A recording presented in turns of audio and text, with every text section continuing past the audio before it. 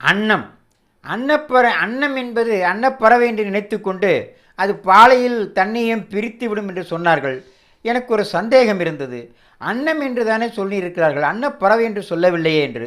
ஒரு நாள் மிருக காட்சி சாலை சென்ற பொழுது அன்னப்பறவையை பார்த்து கொண்டிருந்த அந்த உதவியாளரிடம் கேட்டபொழுது அவர் சொன்னார், அன்னப்பறவை பாலெல்லாம் சாப்பிடாது, மீன் புழு பூச்சிகளை தான் சாப்பிடும் என்றார்.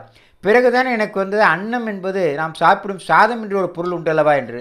உடனே சுடுசோரை கொஞ்சம் எடுத்து அதில் கொஞ்சம் பாலை ஊற்றினேன்.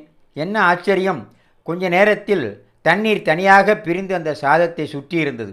பாலை சாதம் உறிஞ்சிவிட்டது. இதைத்தான் அன்னம் பாலை உரியும் தண்ணீரை விடும் என்று சொன்னார்கள். இதைத்தான் மறுபடி சிந்தித்த போது, அடடா, அன்னம் என்று தான் சொன்னார்களே தவிர அன்னப்பறவை என்று சொல்லவில்லையே என்று புரிந்து கொண்டேன். இதையெல்லாம் லைக் செய்யுங்கள், ஷேர் செய்யுங்கள். மீண்டும் நாளை சந்திப்பேன். நன்றி, வணக்கம்.